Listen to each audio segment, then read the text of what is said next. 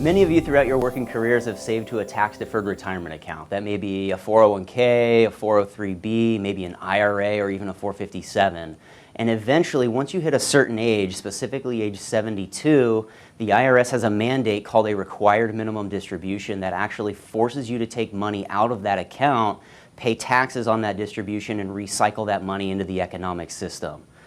Now, with this responsibility of taking money out of the account comes a lot of mistakes that we commonly see. So what I want to do today is just go through a few mistakes that we see most often and just talk about kind of what you need to do to avoid those. One of the biggest mistakes with RMDs is just failure to take it. I mean, failure to take your RMD results in one of the largest tax penalties in the code. It's a 50% penalty, and it's still fully taxable to you. All right, so some of the more common mistakes that I see is people just don't use the proper balance in calculating their RMD. So you actually need to want to look at the December 31st balance of that specific account, and that's what you're going to use to base your RMD on. And it's based on the uniform lifetime tables provided on the IRS website. Okay, that's one of the more common mistakes. Another common mistake that we see with RMDs is understand the rules with 401k plans are slightly different than they are with IRAs.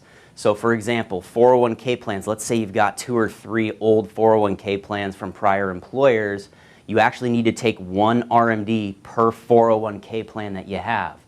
Whereas with IRAs, let's say you've got 3 IRA accounts, you can actually aggregate the balance of all 3 of your IRAs and just take one required minimum distribution based on your IRA balance.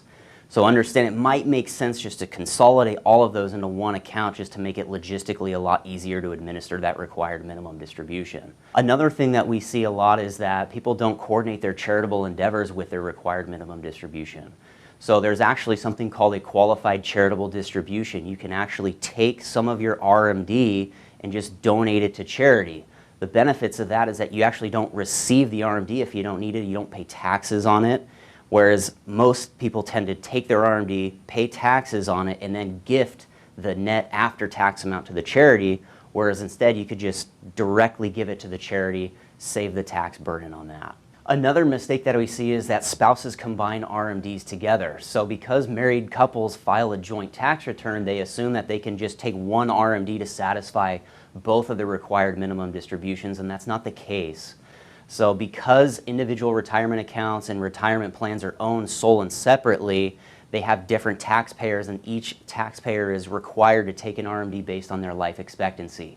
Although it all ends up on the same joint tax return, again, failure to do that may result in a 50% penalty, as we mentioned earlier. So a lot of mistakes here that can be made. It's 100% on the taxpayer to satisfy that required minimum distribution. It's not the custodian's responsibility.